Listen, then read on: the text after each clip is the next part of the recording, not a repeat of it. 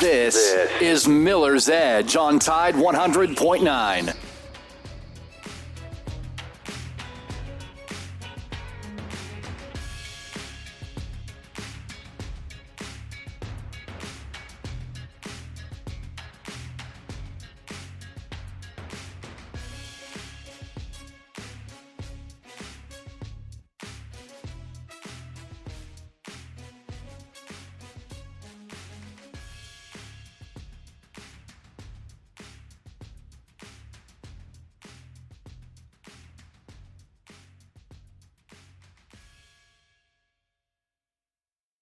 I also know that I will be one of the first to respond if my community ever needs me. Sponsored by the Alabama Army National Guard. Aired by the Alabama Broadcasters Association and this station. This is The Miller's Edge with Christian Miller, two-time national champion and team captain for the Alabama Crimson Tide, and former Carolina Panther, and his father, Corey Miller, the pastor of pain, a 9-year NFL veteran with the New York Giants, and University of South Carolina Hall of Famer. This is The Miller's Edge.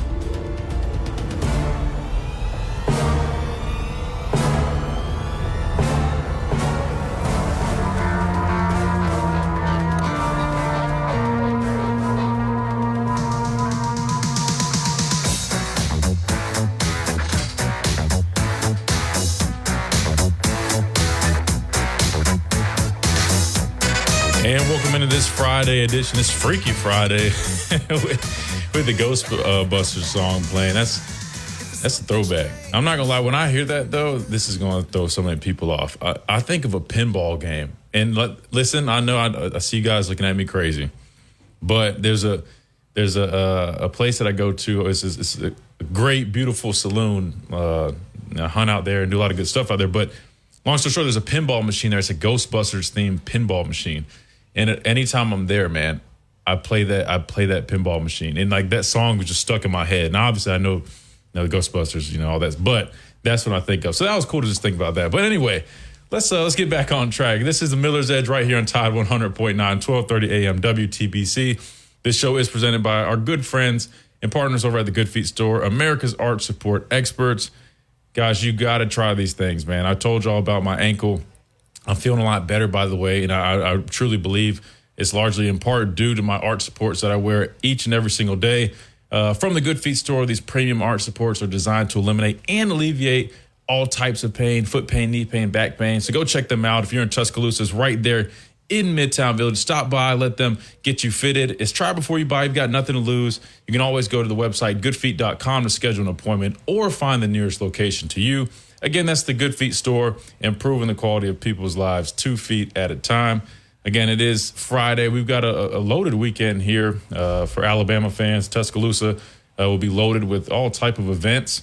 Baseball was supposed to start today. Matter of fact, it was supposed to be going on as we speak, but unfortunately, due to the weather, the game was delayed. I believe they'll do a doubleheader starting tomorrow at 2 p.m. And if I saw this right, the right field will be open to everybody throughout the weekend. So if you want to go out there and enjoy the baseball games, bring some beverages.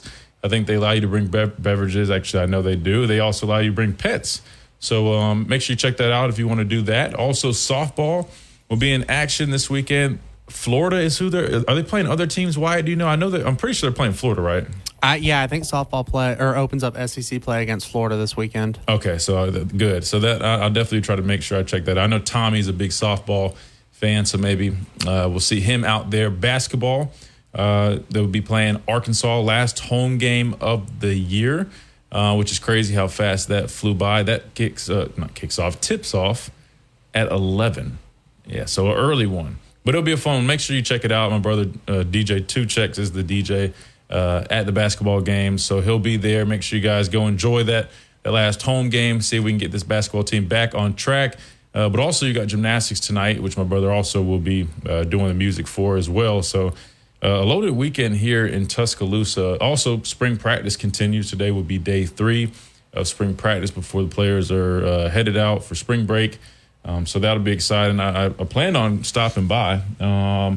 I guess I probably will, because I'd imagine they would be inside in the indoor for practice today. So if they definitely are indoors, I probably will stop by and check that out later today. But it's a lot going on here in Tuscaloosa, but we definitely will continue to dive in to spring ball, everything that's going on. There's been a lot of stuff going on this week, with Alabama kicking off spring practice. A lot of people are excited to have this first week of the DeBoer era kickoff on the practice field. There's definitely been a lot of news and articles being written with so much availability and openness with the media. So we'll dive into some of that stuff throughout the show. Again, the number is 205-342-9904 if you want to join on the conversation. Again, it's a free-for-all Friday, a.k.a. a Freaky Friday with Ghostbusters playing. So call in with any topics, things you want to talk about. We're wide open, and we'd love to hear from you, kind of what you guys think about everything going on just so far, what you've seen with the various clips and interviews and articles that are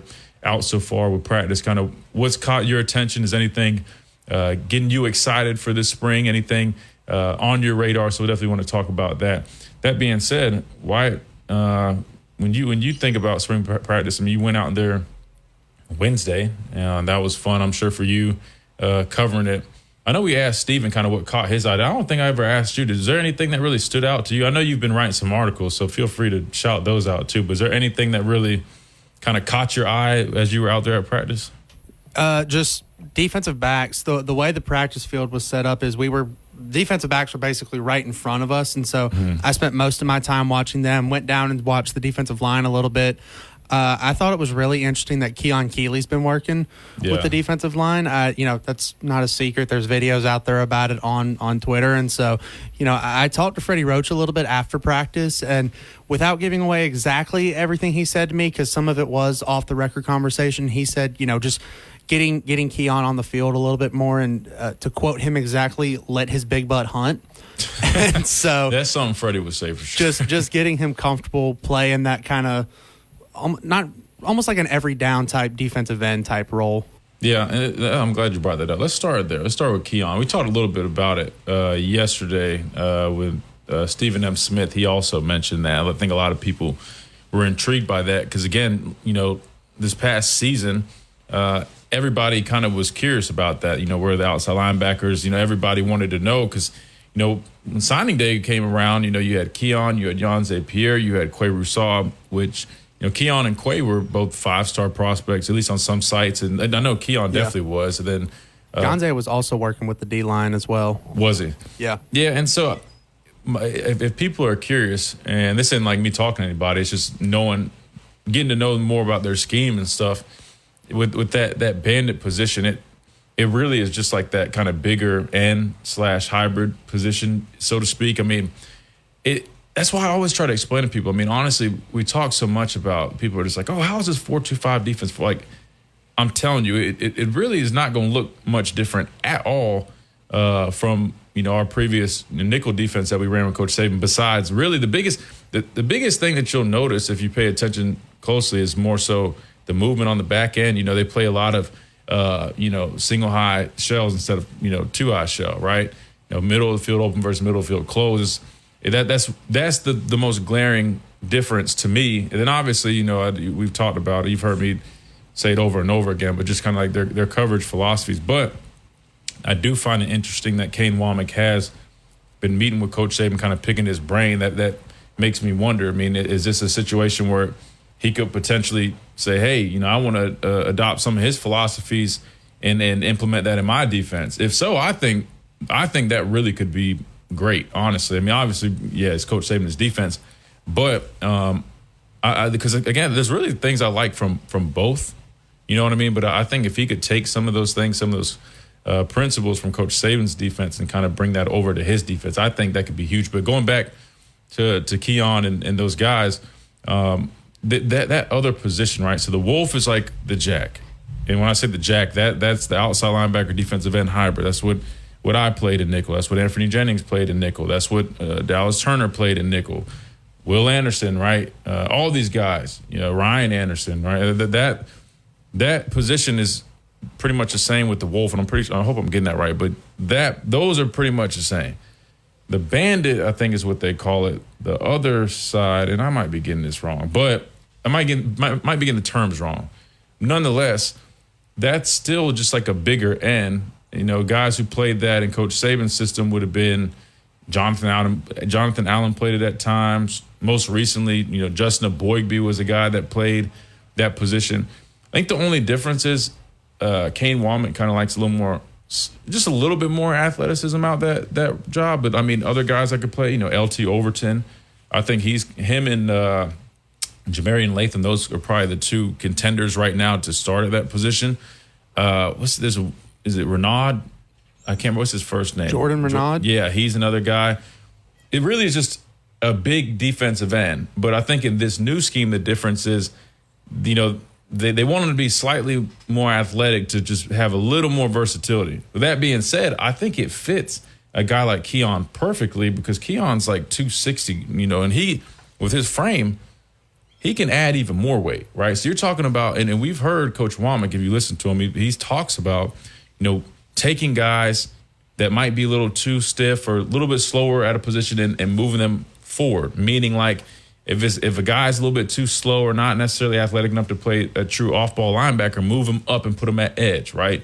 If a guy's a little too slow to play safety or defensive back, you know, if he's got the size, you know, or the frame to add a little weight, move him forward, put him at linebacker. It's no different here. You're taking a guy like Keon and, you know, say, hey, you know, he's, you know, might not necessarily the most comfortable dropping, so to speak. So he could play the Wolf position, but we could get him on the field earlier and have added flexibility and athleticism, you know, putting him at that other end position. So with that being said, I think you're going to see a lot of speed and athleticism out of this defense, even up front. I think it is imperative you're going to still need some big dudes, especially if you're going to have athleticism at the end positions. It's critical that you have some serious, you know, force up front in the interior because you don't want to get oversized or, you know, outmanned, right? And so that's what we'll have to see, you know, guys like Tim Keenan, Tim Smith, those guys, how well they can anchor if you're going to a more athletic front, if that makes sense. Yeah, I just pulled up a quick little picture here of somebody who had kind of some of the terms and stuff from Coach Womack's defense. On the defensive line, you've got the bandit, the D tackle, the nose, and the wolf. Yep. And you've got your sting and your Mike linebackers. And then in the secondary, you've got the boundary corner and the field corner, the rover, the husky, and the free safety. Exactly. Thank you for doing that because I hate not having it because I don't want to mix it up and get. But you're right. So yeah. So I was right. Bandit is the bigger end. Wolf is like that jack.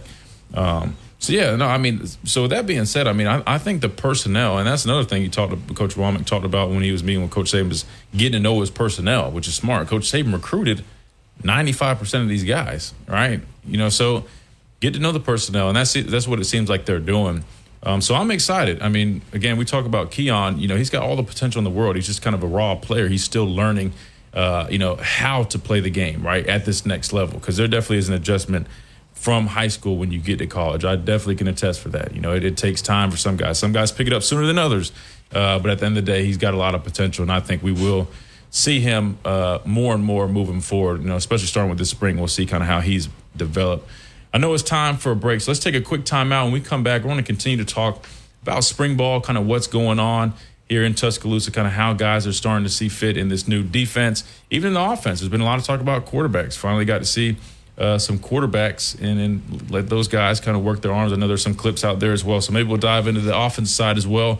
We're going to take a quick time out. You're listening to the Miller's Edge right here on Tide 100.9, 1230 AM WTBC. Again, this show is presented by the Good Feet Store, America's arch support experts. We'll be right back.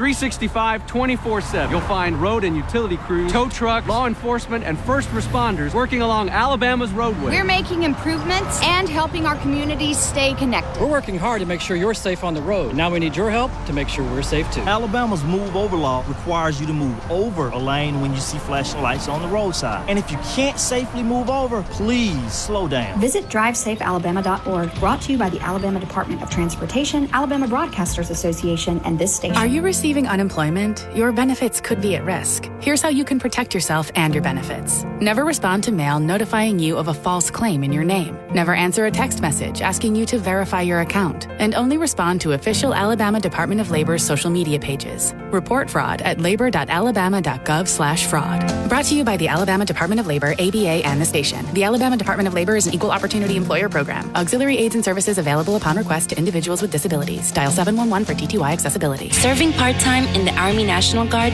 has led to a lot of firsts for me. It paid for me to be the first person in my family to go to school. That education got me to the first day at my dream job, which I can still hold while I serve part-time. That job and the home loan benefits I got from the Army National Guard helped me buy my first house. I also know that I will be one of the first to respond if my community ever needs me. Sponsored by the Alabama Army National Guard. Aired by the Alabama Broadcasters Association and this station. The Alabama Securities Commission protects you from financial fraud. Anyone asking you for investment money must be licensed. You're careful with your money. Fraudsters aren't. Before you invest, call our hotline at 1-800-222-1253 to verify the licensing of the person making an offer and the product. Don't lose your hard-earned money. Learn to protect yourself at asc.alabama.gov. Paid for by the Investor Protection Trust and brought to you by the Alabama Broadcasters Association and this station. Tide 100.9 Tuscaloosa weather. Cloudy with rain and thunderstorms likely this afternoon and tonight. The rain can be heavy at times. The high today 71, tonight's low 60. Tomorrow rain ending early in the day. The clouds will linger through the afternoon. The high tomorrow at 70. I'm James Spann on the ABC 3340 Weather Center on Tide 100.9. It's 58 degrees in Tuscaloosa. This is Miller's Edge on Tide 100.9.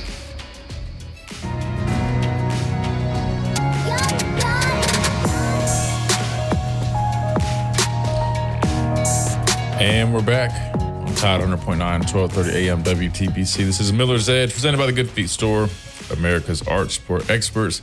We got to remind you about our friends over at Alumni Hall. We've got a loaded weekend here in Tuscaloosa, all type of sporting events. So make sure you are dressed appropriately. We can go get you the latest and greatest Alabama officially licensed gear over at Alumni Hall right now in Midtown Village in Tuscaloosa. They've got the hat wall. They've got Yeti products. If you're going to sit in the outfield, they've got polos, hoodies, you name it, all waiting right there for you at Alumni Hall. So go check them out for the latest and greatest officially licensed gear. Again, Alumni Hall. If you're not local, no worries. Go to alumnihall.com where you get all those great deals as well. Alumni Hall, where the ultimate Crimson Tide fan shop.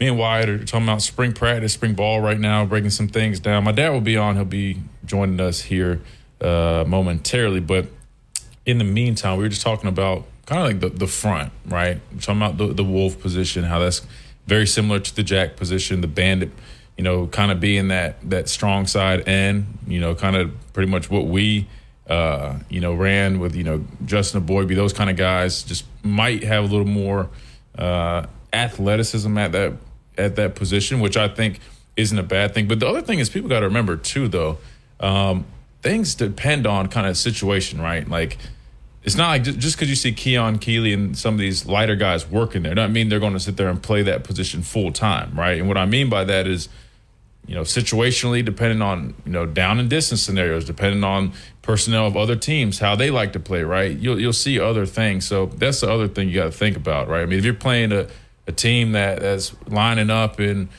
Pro 12 personnel and they're going heavy, they got jumbo sets, right? You're not going to have a guy like that. You'll probably put in a thicker guy. That's kind of what defenses have evolved to. Everything is very multiple, and that's why you hear Coach Walmart talk about they almost come off as a 3-4 nickel defense, because really that's what it looks like. You got, really, if you think about it, the Bandit and the Wolf can almost be considered the outside linebackers. Then you got the 2 inside linebackers. Those are your 4 outside linebackers. But then instead of having 3 down linemen, you only have 2, and it's basically replacing one of those down linemen with an extra DB. So with that being said, that's why I try to explain to people it's not so much the 4-2-5. Again, 4-2-5 is just nickel.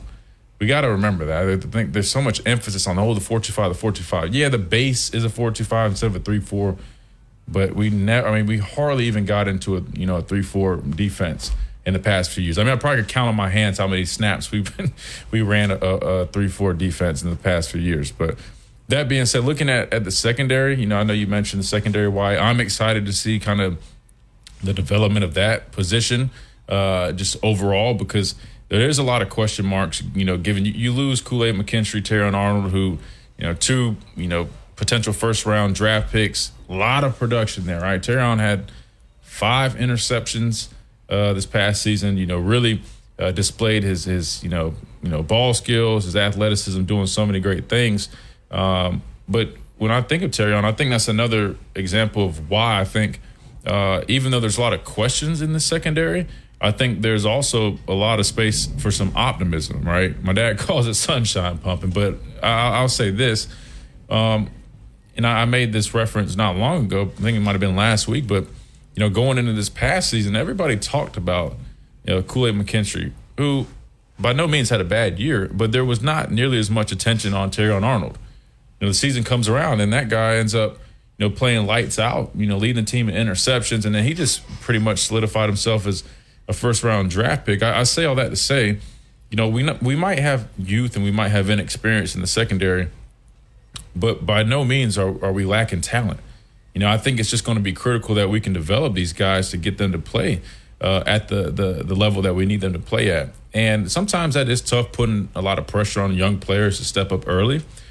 Some guys will handle it better than others. Some guys kind of feed off of that and they're fueled by pressure. Other guys, sometimes it kind of weighs on them and it could kind of hinder them potentially. But, looking at these young cornerbacks and these young players that we have, I'm excited. I think that they definitely can carve them out some roles in this defense and get a lot of playing time early on. I fully expect them to go through growing pains just like anybody else. But I think there's a lot of reasons to be excited about secondary, even though they're young and they're inexperienced. I think if you can try to get over that hump, man, they can be some really good football players for us down the road. However, you look at the schedule.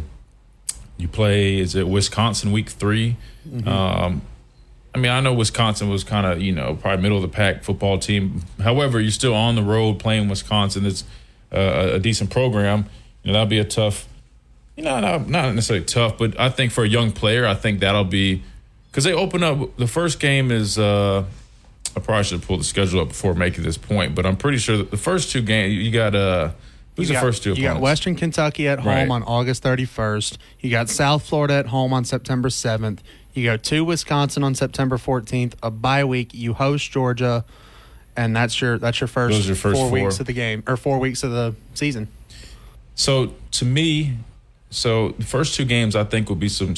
And again, I'm not just because Coach Saban is gone, I can't lose my principles. You got to be where your feet are, and I don't want to ever underestimate opponents.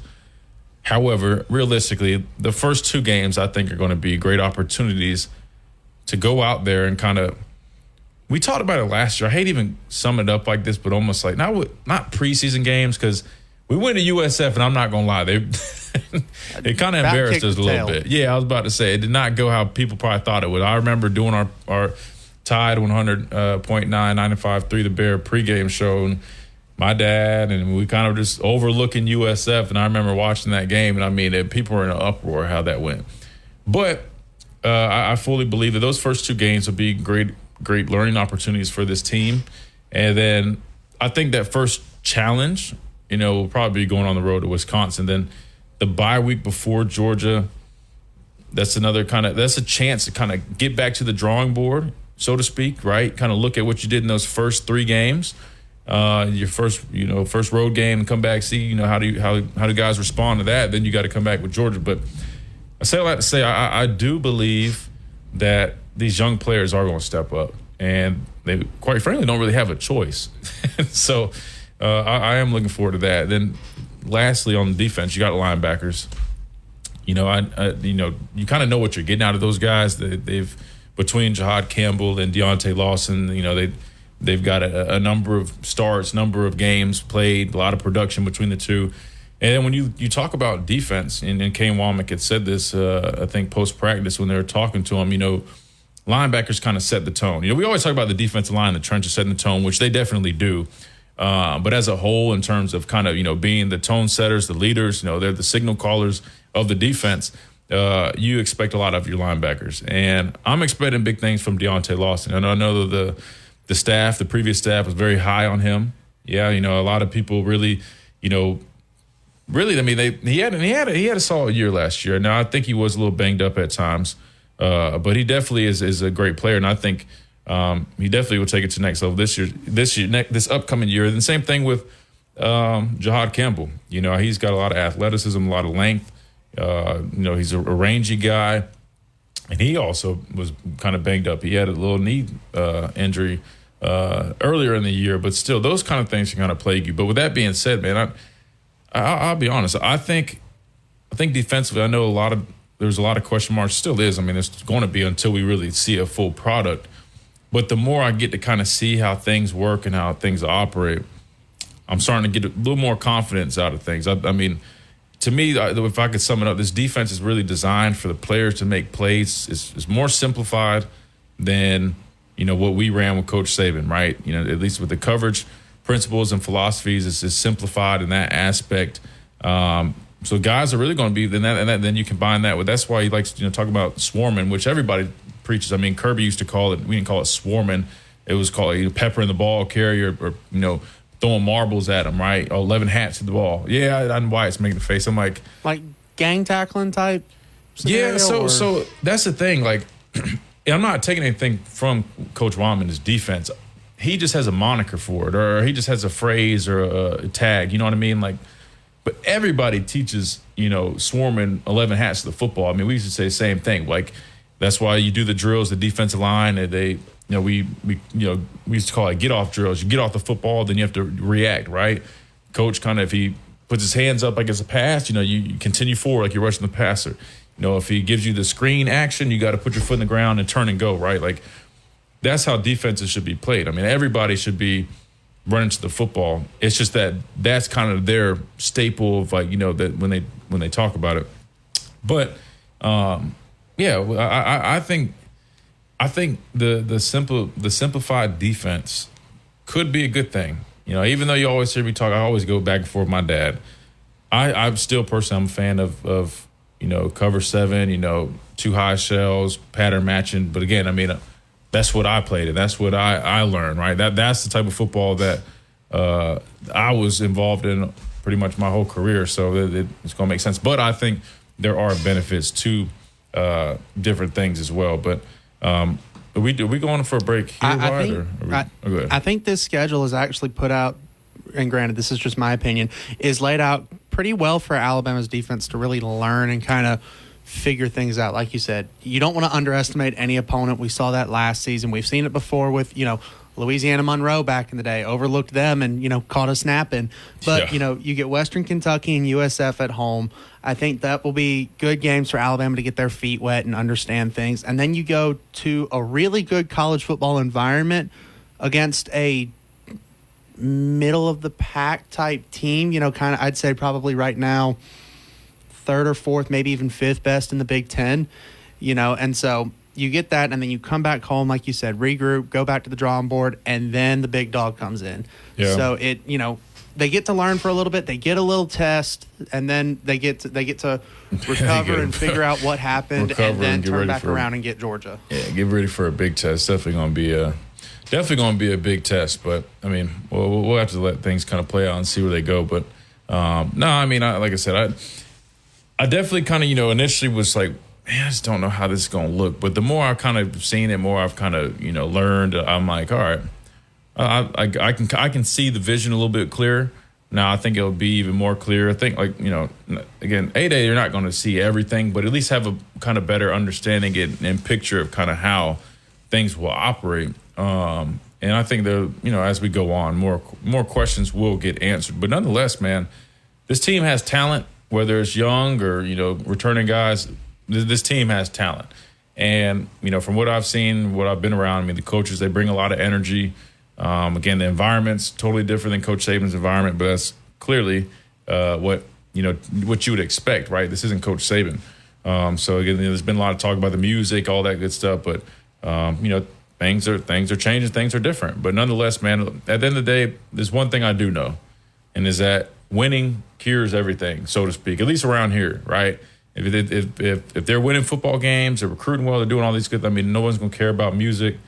No one's going to care about a lot of stuff, right? I mean, everything just going to be forgotten, and it's like, oh, we're winning, it doesn't matter. So we'll have to see, but let's take a quick timeout. Really quick, I thought Deontay Lawson had a really I talked with him a little bit after when he was made available. I thought he had a really good point in saying that if you can't, lock in and focus and, pay attention to your keys when there's music playing in practice, how are you going to be able to do it when there's 100,000 fans? He referenced, he was like, in Knoxville, a couple years ago, he was on the team when they went to Knoxville. So he said, you've got 100,000 fans against you. How are you going to be able to focus on your keys there if you can't do it in practice with a little bit of music playing? Yeah, no, that's.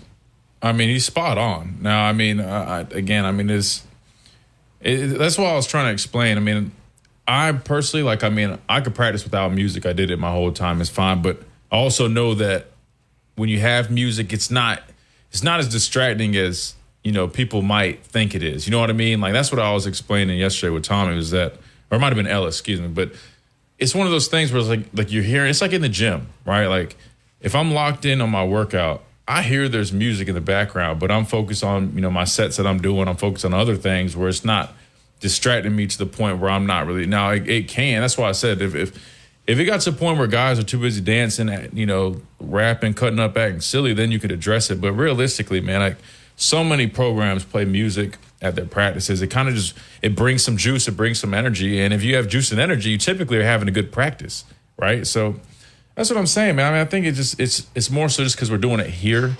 You know what I mean? And that's just not necessarily something we've done before.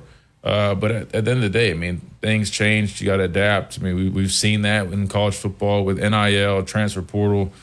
Maybe we'll dive into a little bit of that. I mean, I was just talking with Chris Braswell again last night. And, that dude, he's a character. Maybe I'll tell him to call in for a minute. But it's just so crazy hearing. We're talking about how, basically like their process of things, his last year, because I think he came in, there was not NIL when he came in, but there was NIL his last 2 years, maybe last 3, because he was here 4 or 5 years? I want to say he might have been here for, no, he was here 4 years. But yeah, so I think 2 years he was here for NIL, 2 he wasn't. That being said, it was just so interesting talking to him. I'm not going to get too in depth, but just kind of learning kind of about how it works with them, or had been working with them, and just comparing it to kind of what we went through, and just the mindset is just so funny. I'm like, man, that you can sense the mindset is just so different with younger players now compared to kind of ours, when we were making $125 a month in the dorm, and then moving off campus, you're getting like $1,600, but that's supposed to cover rent, everything. So maybe we'll get him on and talk a little bit about that. But let's take another little time out here. You're listening to the Miller's Edge on Tide 100.9, 1230 AM WTBC. Again, we are presented by the Good Feet Store, America's art support experts. We'll be right back.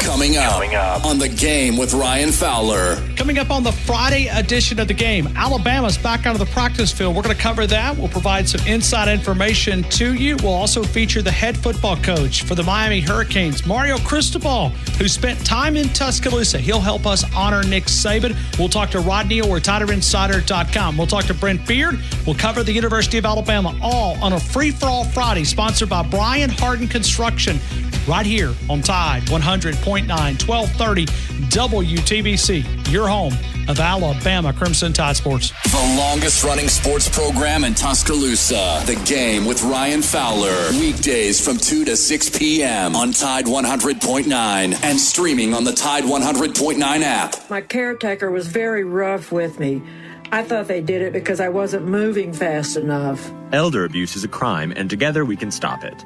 If you or someone you know has been abused, neglected, or exploited, call the Adult Abuse Hotline at 1-800-458-7214. That's 1-800-458-7214. Sponsored by the Alabama Department of Human Resources, the Department of Justice, ADECA grant number 18VA-VS050, the ABA, and this station. Are you receiving unemployment? Your benefits could be at risk. Here's how you can protect yourself and your benefits. Never respond to mail notifying you of a false claim in your name. Never answer a text message asking you to verify your account. And only respond to official Alabama Department of Labor's social media pages. Report fraud at labor.alabama.gov/fraud. Brought to you by the Alabama Department of Labor, ABA, and the station. The Alabama Department of Labor is an equal opportunity employer program. Auxiliary aids and services available upon request to individuals with disabilities. Dial 711 for TTY accessibility. Tide 100.9 Tuscaloosa weather. Cloudy with rain and thunderstorms likely this afternoon and tonight. The rain can be heavy at times. The high today 71, tonight's low 60. Tomorrow, rain ending early in the day. The clouds will linger through the afternoon. The high tomorrow at 70. I'm James Spann on the ABC 3340 Weather Center on Tide 100.9. It's 58 degrees in Tuscaloosa. This is Miller's Edge on Tide 100.9.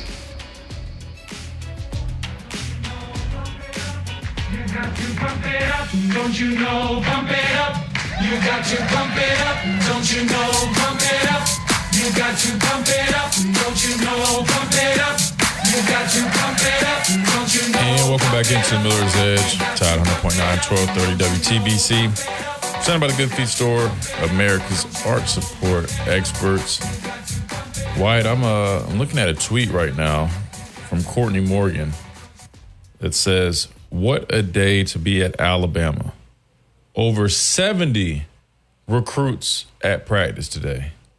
Now RTR. I know why they didn't let us come to practice today, because, wow, that's a lot of kids. Is that a record for, like, recruits at I don't even know if we could look that up. I wish we had, there's so many stats nowadays. I'm sure you could probably find it. You don't need to look for a while. You're probably digging. But 70 recruits at a single practice. I mean, I'll be honest with you. I mean, the whole time I was here, I've definitely seen okay, you know what? There was a spring, maybe my senior year. See, it's always during the spring, though. I don't know if kids are on spring break or what. And it might be this might be like around that time, because I vividly remember we might have had over 70. I'm not going to lie to you. Or at least in that ballpark. So maybe it's not a record, but there was a spring that we were doing. It was like our first day. It had to be the same thing, because I think it was our first day in pads at spring too. And I just remember we were on field one. At least the ones, we were on field one. In the whole field one, literally like from like end to end, it was almost like we were like closed in by just guests. And I remember I was like, dang, like. I'm like, man, I don't think I've ever seen this many people out here. And I'm not going to lie, it actually kind of made practice kind of fun, because I wouldn't say it felt like a game or a scrimmage, but it just like, there's so many people there. It really was, it was different. So maybe that might not necessarily be a record, but that is a lot. And so I'm definitely going to make sure I'm out there. Maybe I need to be ready to be squeezing around, especially if it's going to be in the indoor because of this weather. That's going to be a lot of people in one place, but I'm definitely going to go, because it is our first day in pads, I believe. So, wow. So, yeah, 70 people at practice. And I know why people have been, I don't know if I'll use the word complaining, but people are kind of saying like, hey, the 2025 kind of recruiting rankings are they're updating rankings. They're coming out with stuff. I don't really pay attention to that crap. But Alabama, I don't think, one list Alabama wasn't on the top 25. I think they only have, is like 3 commits right now. Yeah, I think like 2 weeks ago they weren't even in the top 25. Now they're number 11 after landing the guy. Did he come? He transferred back, or not transferred back? He decommitted from Auburn and recommitted to us, or something. Yeah, the defensive lineman out of Saraland. Yeah. Okay, so all right, so now we're so one guy made us go to 11. From out of the top 25 to number 11, we're sitting up there just above Tennessee and a couple of other programs of about that level. Well, I think that just goes to show you that it's so early on in recruiting that if you land one guy and now you're up to 3 recruits or commits, that you go from out of the top 25 to 11th. I think that just goes to show you it's way too early right now to even have these. You know what I mean? Coach Saban, I mean, I've been keeping up with recruiting since I was in high school, because a couple of players that a guy that I graduated with actually went to LSU, and he's now in the NFL with the Giants. Who's that? Cordell Flott. Okay. Yeah, so but I've been keeping up with recruiting for a little while now, and it always seems it's like, okay, February rankings come out, March, April, and it's, is Alabama washed? What happened? Why are they not in the top, 20, 25, whatever, and then like midway through June they're sitting at like 10, and then by August, you get that wave of summer commits, and by August you're sitting at like 2 or 3. It's like, okay, I'm not really worried now. Well, I almost remember like the last maybe couple years, recruiting was slow, and then all of a sudden like we'd make this last push, even all the way up to like signing day. Guys would be like surprise commit or whatever, then it kind of like seals the deal. With that being said, White, I'm looking at the list, honestly, and I can tell you why we're so far down. It's because we only have 3 total commits, right? And the people that are in, like, the top 10, like Georgia's at 10. I'm looking at 24/7 Sports. There's probably other ones, but they've got, 5 total. Texas Tech is at number 9, but they've got 9 total, right? They've got 3 times the number of guys. So with that being said, the same thing with Wisconsin. They're number 8, but they've got 9, 2 4-stars and 7 3-stars. That being said, it's just strictly because just the lack of commitments, which again, at this time, in being March, it's just so early that it doesn't really matter. You know what I mean? So definitely think that's something you want to go address and look at, maybe more so. I said this, early on with the hires, and there was all the talk about recruiting. It's way too early to try to gauge, you know what I mean, like where we're at. I think summer would probably be the earliest that I would put stock in some type of ratings or rankings, even though when I say very little, but I would at least say, okay, summer is when you have camps. Summer is when you have people on campus working out. You are sending offers, but you're also you're interacting with guys at a much higher level. This 2025 class will be going into their senior year. A lot of guys like figuring out at least where they're going to be attending college before their senior year. If we're still kind of lacking around that time, I could say, okay, I can understand if you're kind of showing concern or whatever. But right now, I mean, it's just so early that I don't, put too much in there. But 70 recruits on campus today at practice. I'd imagine that you're doing something right. Obviously it's still Alabama, and that's the other thing. I know we hear a lot about the A, and with Coach Saban gone. I mean, in my opinion, from what I've seen, and again, this isn't biased. I'm being honest. I would tell you if I thought it wasn't performing the same way. People still have that level of respect for the A. They do, right? I mean, is it different now that Coach Saban's gone? Sure. But these kids that are being recruited, they still, I understand, when they think about Alabama, they always thought about Coach Saban. But it's not like the A just, lost all of its significance. It's changed somewhat. But a lot of people still, I guarantee you, if a high school kid sees a coach with the Alabama A on his shirt or hat, right now with Coach Saban being retired, they still are going to get excited, and all the other kids are going to be freaking out and say, oh, Alabama's recruiting. Even with Coach Saban gone, because it's the program, right? That Coach Saban has definitely had a huge impact and everybody that's also, been a part of it. But that being said, I think, in my personal opinion, I think they're going to do just fine. I think if I had to put a wager in, I would still say we definitely, I guess I shouldn't say definitely, because anything happened the first year. First year could be, might take some time, but I think they could still easily finish with the top 10 class. That's me. Personally, I think they can. Will they? That's to be determined, but I think it's definitely possible. And from everybody that I've spoken to that are, close with the program, they think very highly of, Courtney Morgan and this new recruiting staff. I mean, they said these guys are workers. They're out there diving deep into it, right? They're not just kind of going off of, hey, you know, these are the rankings. Let's look at this guy. I mean, like, they are finding talent. And I respect that, because I think sometimes what happens is when you kind of get, you're so accustomed to just getting guys and your brand is so strong. Sometimes it's easy just to say, hey, you know, we're just going to go after these guys that are, you know, ranked here or whatnot. And then you almost kind of lose track of trying to find some of those diamonds in the rough. We talked about Josh Jacobs, right? Like, the fact of the matter is there's a lot of kids that can play some football. There's a lot of talented football kids out there. But unfortunately, sometimes they don't always have the exposure. They don't always have the resources. They don't all, you know what I mean?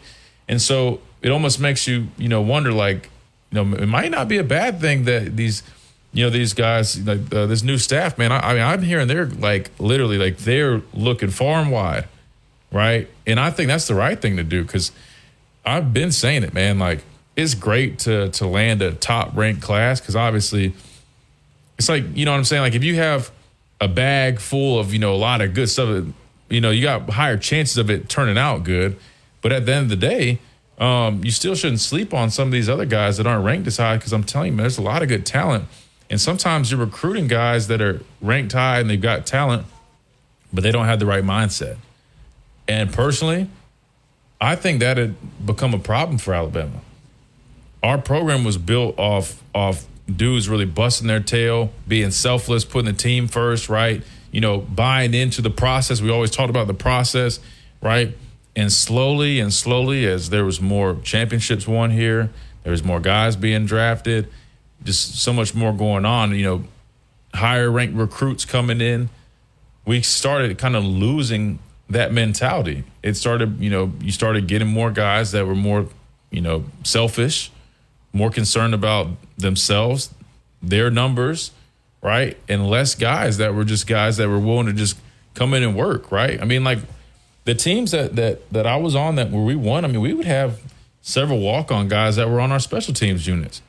We had guys that were probably better athletes that could play it, but these dudes wanted to grind. They wanted to work. And you need players like that on your team to win. And I think, unfortunately, we started kind of losing grips with that. So I say all that to say, I like that I've heard, you know, about this recruiting staff is that, like, you know, it's not just about, oh, just let's go offer every little 5-star just because he's a 5-star. They really are doing their homework. They're diving deep, and they're not afraid to go and look at guys who might not necessarily have that exposure now, but that they believe can develop into a good player. And I think that's how you should recruit, because you need guys that are talented, but you also need guys that have the right mentality and are also good fits for your program and basically have the same vision of what you want to accomplish. Yeah, there's a lot of guys, you know, like you said, that do that hard work. I mean, Levi Wallace was a former walk-on, earned scholarship, and it's one of my best friends. Got drafted, you know, was playing with the Steelers right now, probably going to get another paycheck in free agency this upcoming offseason. So, you know, like you said, you got to find these diamonds in the rough. Josh Jacobs was another one that you mentioned. And Great example, man. Yeah. I don't think he was really on our radar until maybe like a few months before signing day. And literally look at the player that he is. Even here, like, I mean, look, like, I'm just going to be honest with you. He probably should have been our running back one. He never really was when his time here, but because we just had so much talent. But I mean, dude, like, think about that. Like, that's a dude that was just sitting there. You know what I'm saying? I wish I probably could pull it up, but he didn't really have too many offers. And then, you know, the last few months in his recruitment, you know, people started noticing.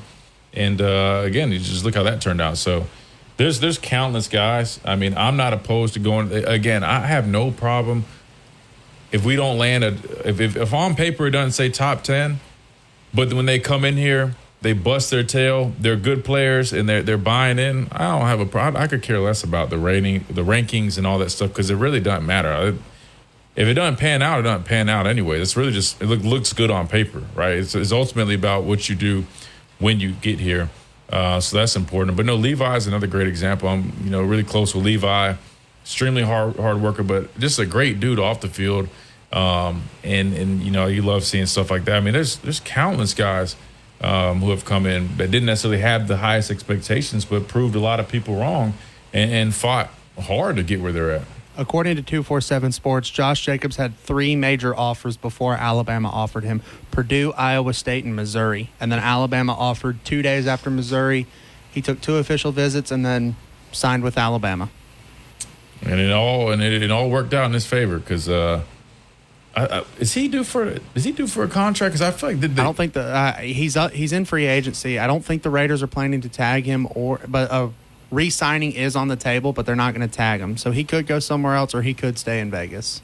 That's the only thing about the NFL, man. It drives me nuts. Like these people, when I say these people, like the front offices, like you got a guy that literally is like, cornerstone of your football team, and then you're just like, we don't want, like, give the man the Giants aren't tagging Saquon Barkley. Well, you know what it is? You think about it, really, it's just a running back position. The whole thing, and then there was that big argument, I'm sure you remember, like a year ago, about the running backs kind of teaming up and saying, man, we're tired of being disrespected. Like, look, the GMs look at it like, hey, running back shelf life's not very long. They take all this wear and tear. We can always just draft a young running back. But, I mean, here's the thing. I mean, if a guy like Josh is young, I mean, he pretty much do it all. I mean, just pay the man. Just pay the man. I mean, another guy's, I want to say Derrick Henry is in free agency too. He's not going to be with Tennessee anymore, so I'm curious to see where he lands, which I think the new league year starts maybe March. Is next week? Is it the new league year for the NFL? Is it next week? Is legal tampering. Or something like that? Legal tampering starts Monday, and legal tampering, quote unquote, and then Wednesday at 4 p.m. Eastern, I guess, is the official start of the new league year in free agency. Yeah, so that'll be exciting. I know I talked to Anthony 2 days ago. He's a free agent, so looking forward to seeing where he lands, and the guys like that, man, I'm excited for him because he's earned it. Hopefully things work out to where because I know he likes New England, but obviously. It just has to play out, and he needs to get what he deserves because he's been playing some good football. So we'll definitely look forward to kind of see where those guys go. But man, I don't even know how we got into the NFL. I guess we were talking about Josh Jacobs. I was like, how did I even get on the NFL, man? When it's just when the Pastor Payne's not around, sometimes I start to ramble. But I think he will join us shortly. He probably is finishing up his meeting. So let's go ahead and take a quick timeout. This top of the hour break. We'll see if we've got him up. I know we've got Tommy, people lining up on the phone lines. Go ahead and call in, join in on the conversation. We can go anywhere because it is a free-for-all Friday right here on the Miller's Edge. Again, the phone line number is 205-342-9904. Again, this is the Miller's Edge on Tide 100.9, 1230 AM WTBC. We'll be back after a quick timeout.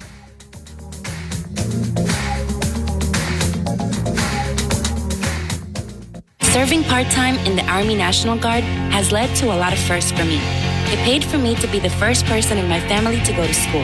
That education got me to the first day at my dream job, which I can still hold while I serve part-time. That job and the home loan benefits I got from the Army National Guard helped me buy my first house. I also know that I will be one of the first to respond if my community ever needs me. Sponsored by the Alabama Army National Guard. Aired by the Alabama Broadcasters Association and this station. Go inside the Alabama Crimson Tide with the Gary Harris Show. Hey, everybody, it's Gary Harris. On the Monday edition of the Gary Harris Show at 9 a.m., we'll recap another busy Alabama sports weekend. Alabama men's basketball getting ready for the SEC tournament in Nashville. The Alabama women coming off their SEC tournament appearance in Greenville, South Carolina. Rodney Orr from TiderInsider.com and Casey Smith on golf, plus your phone calls. The Monday morning edition of the Gary Harris Show at 9 a.m. Catch the Gary Harris Show Monday through Friday, 9 to 11 a.m. on Tide 100.9 and Tide100.9.com. 365 24/7. You'll find road and utility crews, tow truck, law enforcement, and first responders working along Alabama's roadway. We're making improvements and helping our communities stay connected. We're working hard to make sure you're safe on the road. Now we need your help to make sure we're safe too. Alabama's move over law requires you to move over a lane when you see flashing lights on the roadside. And if you can't safely move over, please slow down. Visit DriveSafeAlabama.org. Brought to you by the Alabama Department of Transportation, Alabama Broadcasters Association, and this station.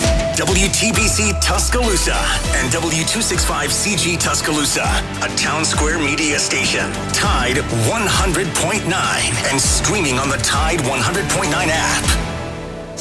From the Fox Sports Studios in Los Angeles, here's Kevin Wire. Some NFL news as Broncos quarterback Russell Wilson set to visit the Pittsburgh Steelers today after he just visited with the New York Giants.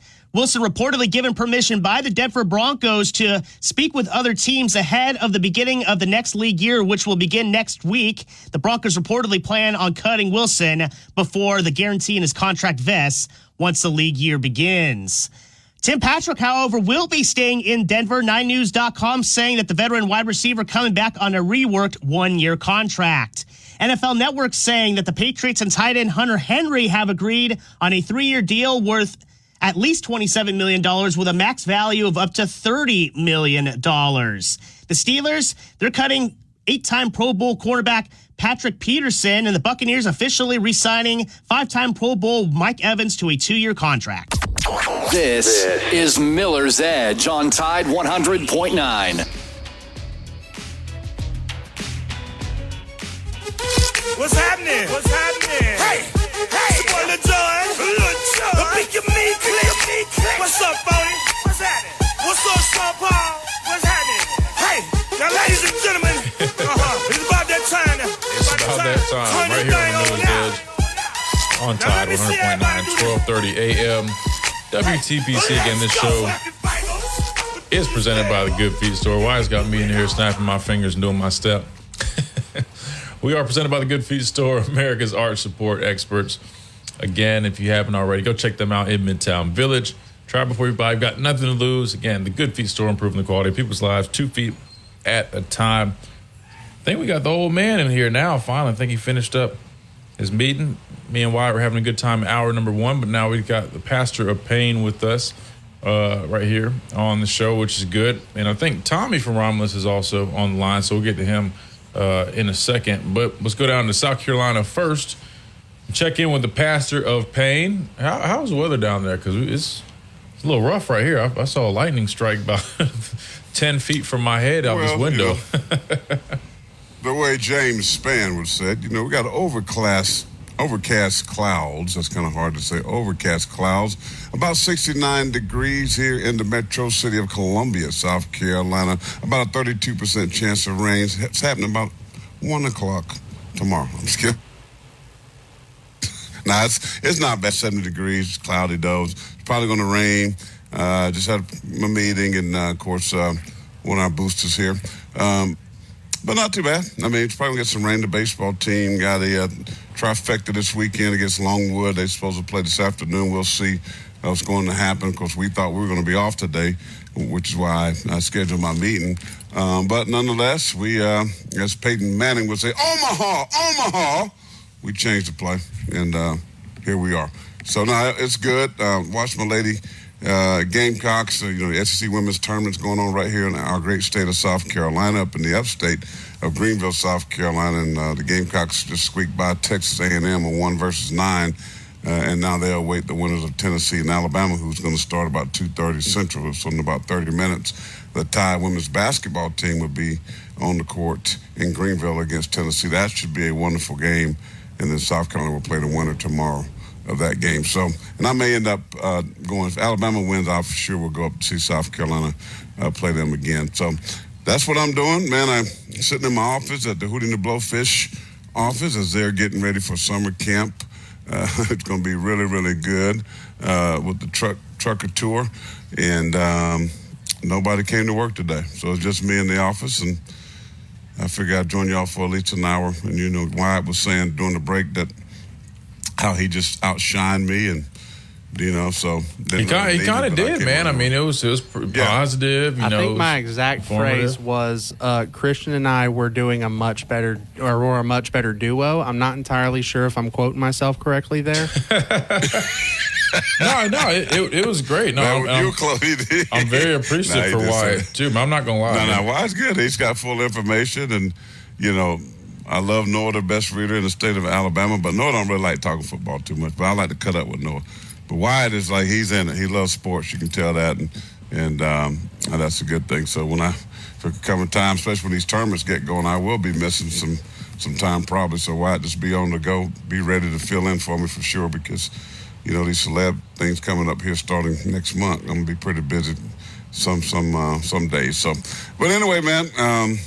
I heard y'all talking about Levi. I heard Levi Wallace. Hadn't heard that name for a while. Your former teammate. Y'all was talking about the combine guys in the combine. I didn't catch the conversation I just heard of Levi Wallace when I logged on. Oh, well, I mean, show, honestly, man, I just was rambling about spring practice, kind of went over defense, because there's a lot of talk with Keon and him working with the defensive line. I kind of just breaking down kind of how that bandit position is and kind of what to expect and why it makes sense to have a guy like that there at that position.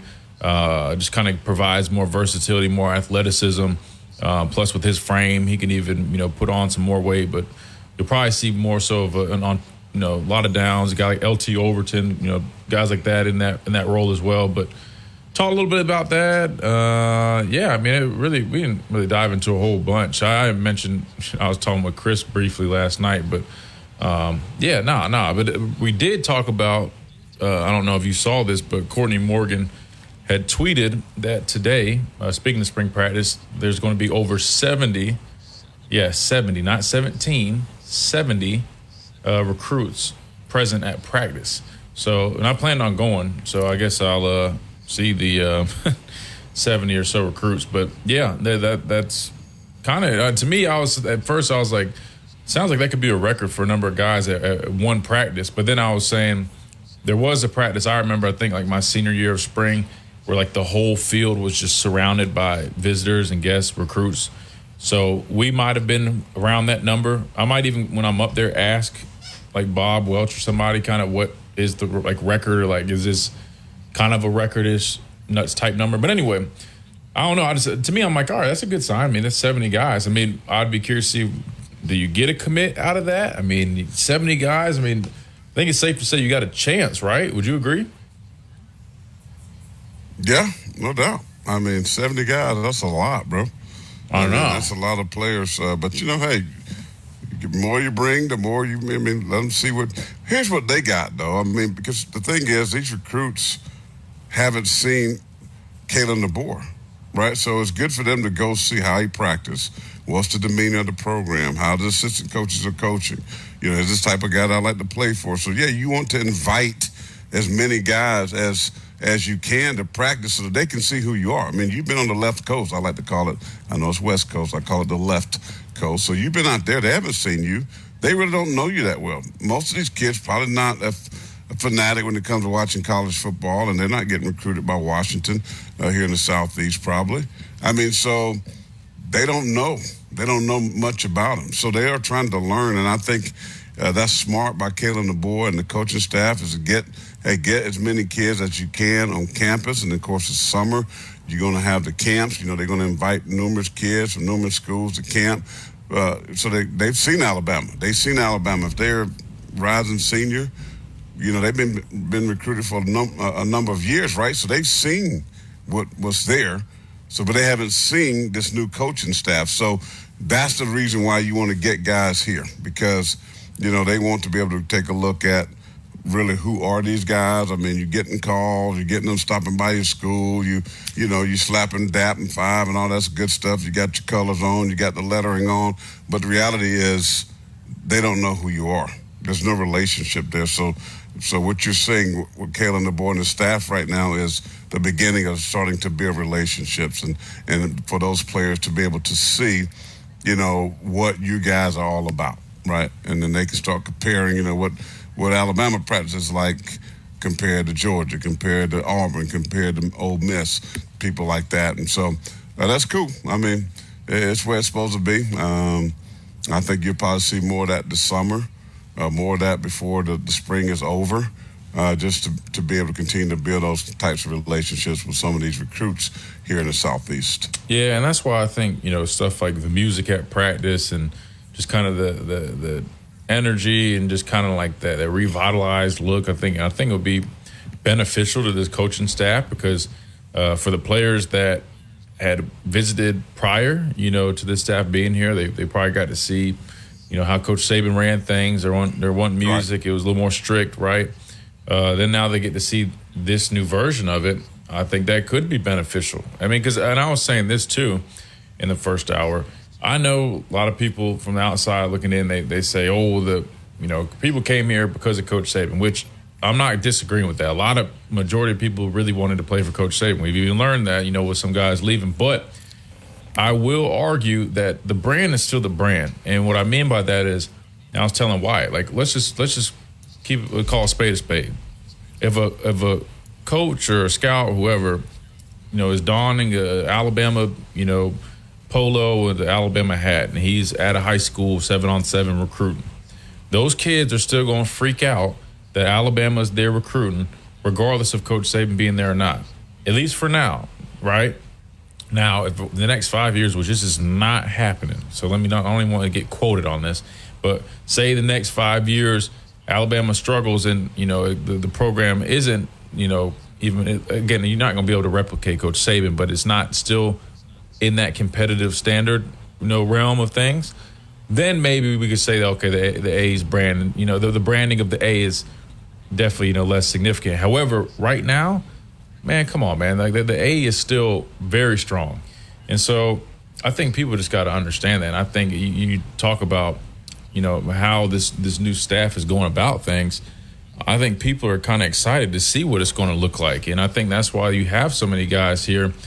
And now it's up to the staff to put on a great show when they come. Because, first impressions are everything, right?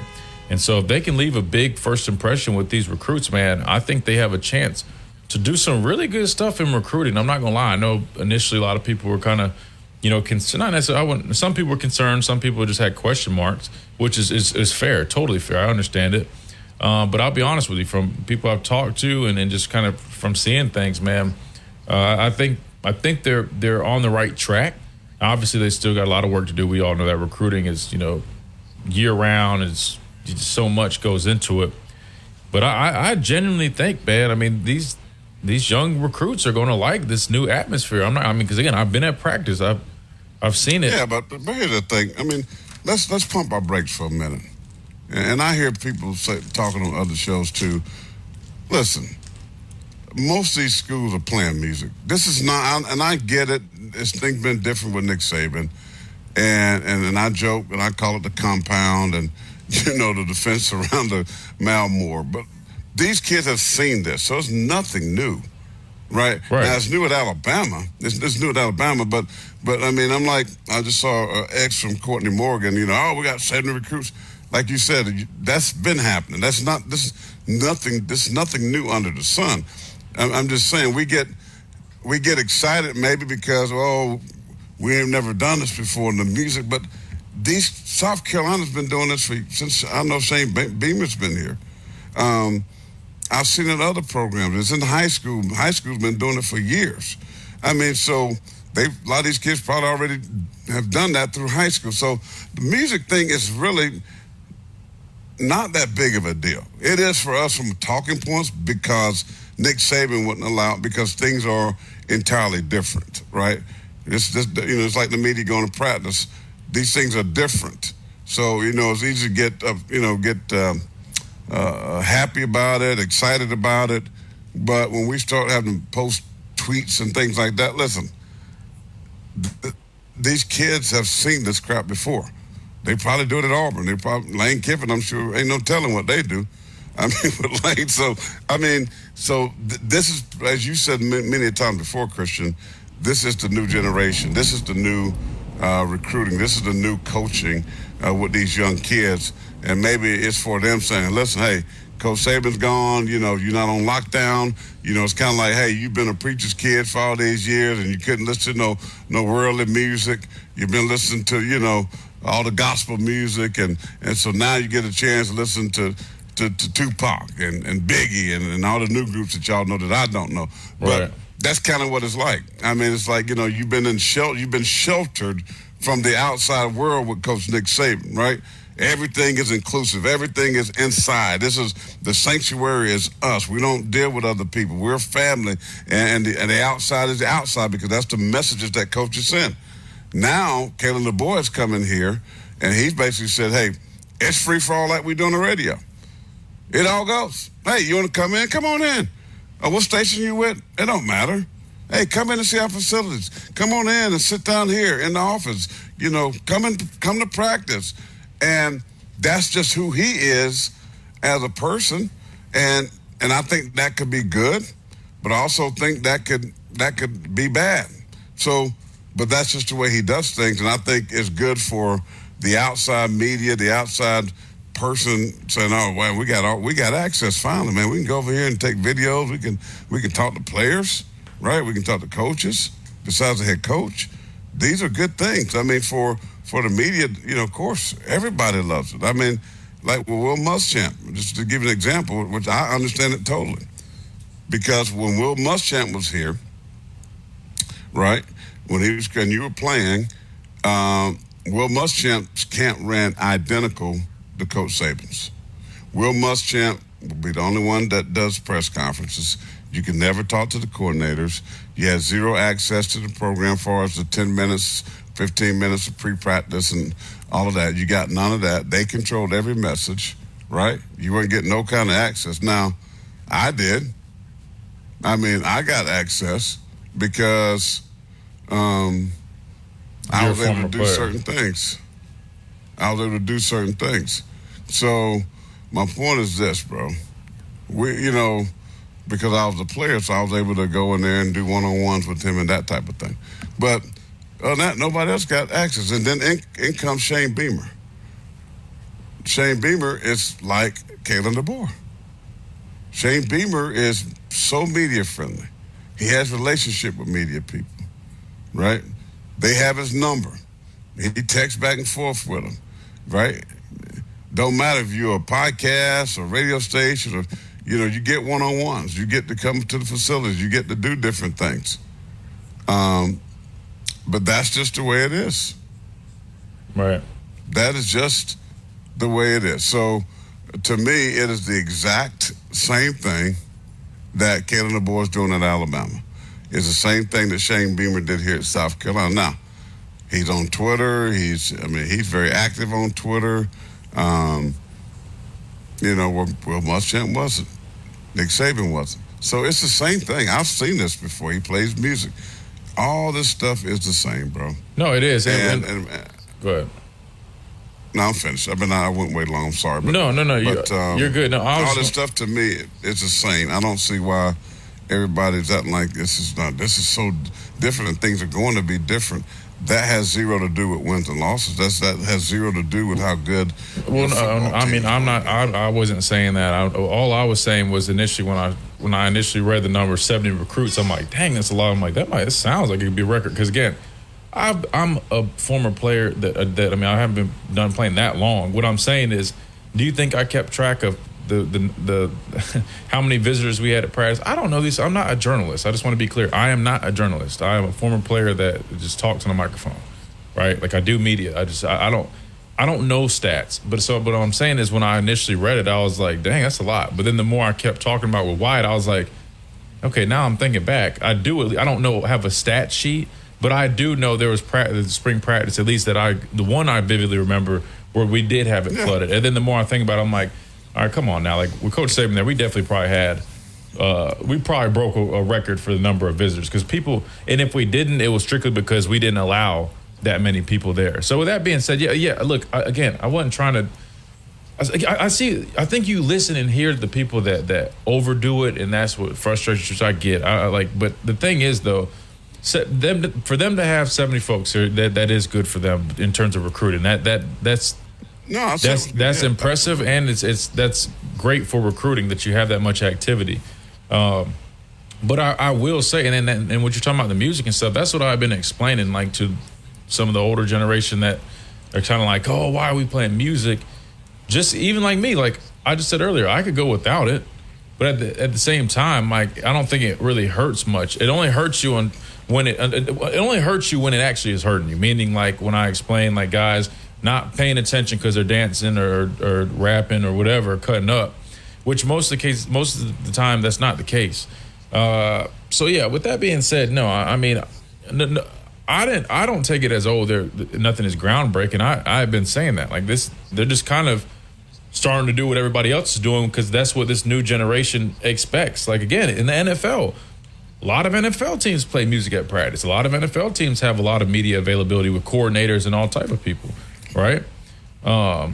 So anyway, with that being said, I do think that they're doing a good job with recruiting because I've talked to people closely. I'm not just going off of one tweet. I'm talking about from what I've talked to with people.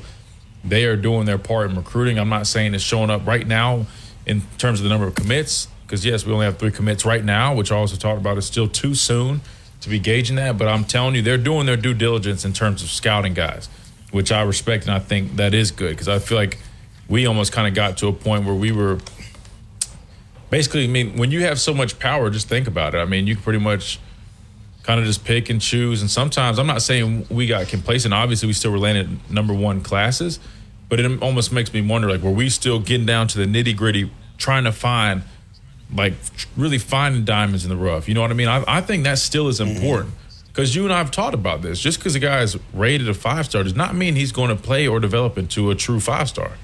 And I think sometimes maybe we kind of say, hey, we're going to take this guy just because of his ranking, right? And it's going to look good, but we're going to pass up on a guy who might actually be a better player, but he's just maybe not there right now, or maybe doesn't have the same exposure. So I thought that was interesting as well. But yeah, that's pretty much what we've kind of covered. But of course, you got to come in here and just start going, man, well, it ain't, man, come on, man. Well, I had to reel y'all back. I know you and Wild with all this happy-go-lucky radio. Oh, I do. He's allergic to happiness and positivity. I forgot.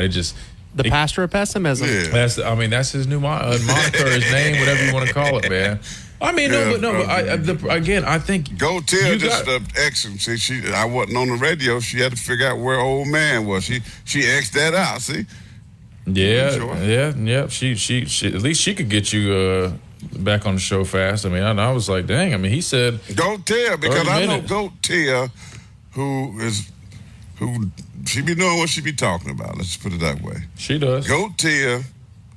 Now she's got a flair of homerism, but she will at some time get on. She won't hold back if things don't work out right. Now she is pessimistic all the time, but until she don't have a choice, then she's able to throw out some shade. You know what I mean?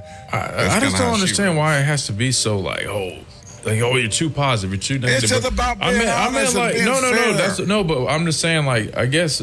Why can't we just be fair? Why can't we just tell the truth? If I'm being honest with you, though, but if I'm being hunky-dory. No. But see, that's the thing, though. That's what I'm trying to explain to you. I'm not gonna lie. Sometimes I don't think you are fair. I think you're a little too critical. In my opinion, that's just my opinion. Well, you might call me critical. I think it's a little bit beyond fair. And then, but to be fair, I think there's a lot. It's mostly media and sometimes some fans that are way too, they glaze, so to speak. People might be confused on that term, but that just means like you kind of like jock ride, and like you're just trying to spin anything you can for your narrative. So I'll be honest, and I call that out too. I'm not a fan of that either. I said that yesterday. I didn't like feeling like that. Like when I was getting recruited, I don't like that. Like I used to tell people all the time, like even like, oh, you play for Alabama? I'm like, dude, I play for Alabama. That's what I do, but that's not who I am. Right, I'm a whole person just like you. We put our shoes and socks on the same way. There's no different.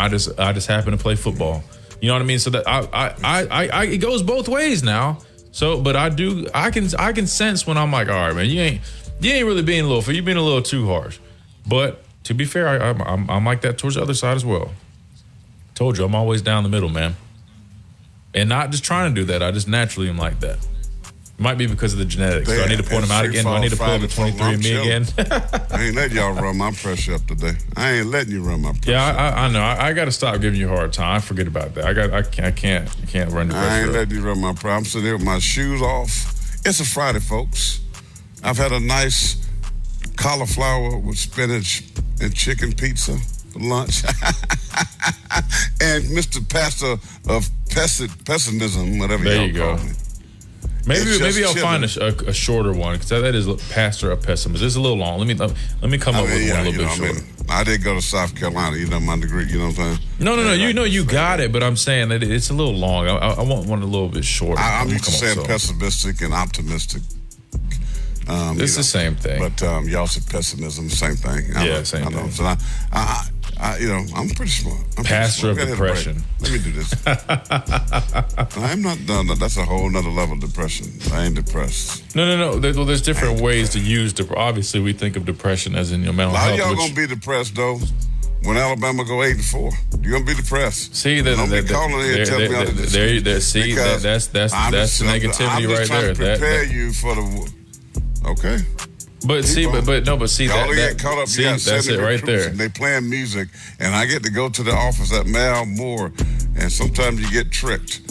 That's all I'm saying. We got to hit a timeout. Quick timeout. Tommy, we got other phone calls. Bro, who said just because they got 70 recruits at practice means that, well, okay, now we're going undefeated? Like, who said that? No, you don't. No, you don't go, Tish. You don't call it down the middle. No way you don't. You imply things that just aren't there, man. I'm telling. It's like you have this beef with this, like, it's like this made up collective. The Bible says love covers a multitude. Love. Well, you need more love in your life because you hate, man. So I'm setting y'all up for hate. Like, how did you just? Where did that just come from? Where did you just pull that? No, because Goat Tia hit me up and telling me all this stuff. She down the middle. She said bull crap. She judged it down the middle. All you gotta do is read the tweets at Goat Tia. I love her to death though, because she's funny. She is funny, and I like her takes a lot. No, but I'm not calling her. But she is down the middle with that. She said, like, 70 recruits is good, it's nice, cool, but she's more about I said the commit. That. That's what I said. If you go listen, rewind it back, you heard me say that's a good thing, and this is why do you have this many guys? That's what I said. But that don't mean that it had nothing to do with the program. And this is not new. You already just told them that's not new, so don't act like that's a new thing. It's almost like I think what it is like you think you appreciate Coach Saban so much. Anything that you feel is like taken away from. I appreciate Coach Saban. I mean, no, that's what I'm saying. Like I feel like if like something's taken away from, like y'all, my kid, then it's Coach Saban. No, but what I'm getting at is I feel like anything that you feel like is like taking credit from him, like you get defensive. No, I'm not gonna let you do it. I'm gonna hold you to the fire. You're not gonna steal what Coach Saban has done. But here's the thing, though. Like I said, like can you go to break? I mean, why does it hit the loop 4 times? We only got 3 breaks, so we can make it work. I mean, hold on, man. I was running the ship. Hold on, I was running the ship this whole hour. Hold on, don't come in here. No, don't come in here trying to demand breaks. No. You run a little lunch date. Yeah, exactly. All right, we'll finally go to break. Why? If you want to keep going, you can. I was just trying to get to break so I could publish this basketball story really quick. Good. Do your thing. No. Do your thing. Wyatt deserves that. Wyatt deserves that. Plus, I want to take a bite of my crackers, and I respectfully wait to eat my crackers and snacks to the when we do go to break. So let's go to break so I can actually have a cracker or two. You're listening to the Miller's Edge right here on Tide 100.9, 1230 AM, WTBC. Again, we are presented by the Good Feet Store, America's art support expert. We'll be right back after a quick timeout.